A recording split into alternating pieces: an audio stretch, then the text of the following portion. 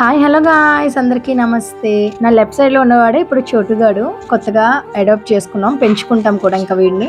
So వీడికైతే చాలా story ఉంది.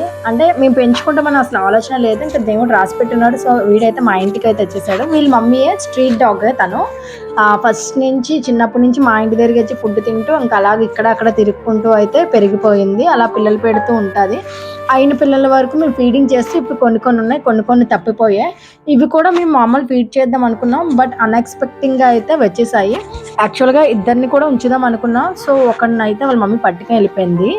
And చూసారా మా పిల్లలు, అమ్మ బాబా వీళ్ళు వచ్చేసారు, ఇంక మా పని ఏమవుతుందని. అస్సలు మా పిల్లలకి అయితే వీళ్ళంటే డాగ్స్ అంటే అసలు భయమే కూడా లేవు.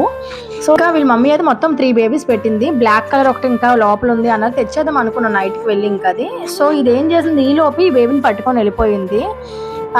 ఏంటంటే దగ్గరికి వెళ్తే కొంచెం అరిచినట్టు అనిపించింది. సరే ఇంకొంచెం పెద్దయ్యాక బయటికి తీసుకోవాల్సింది కదా, అప్పుడు ఫీడ్ చేద్దాం అనుకున్నాం. అయినా ఉంచాం, మేము క్లాత్ వేసి ఉంచితే ఉండలేదు అవి.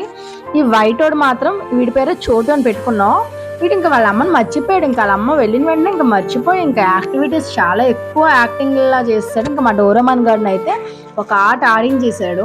ఇప్పుడు ఆ బ్రోస్తో కాకుండా వీడు సెపరేట్గా ఉంటాడు, ఎందుకంటే మా బ్రోస్ ఒప్పుకోవట్లేదని ఇంకా మా డోరేమాన్తో అయితే ఉంచేసాము. అండ్ వీడితో పాటు ఇంకో 2 బేబీస్ కూడా ఉన్నాయి, వాళ్ళని కూడా ఉంచుదాం కొంచెం పెద్ద అయినంత వరకు అనుకున్నాం. బట్ ఏం చేశారంటే వాటిని పడేశారు ఇక్కడ అక్కడ అని చెప్పారు.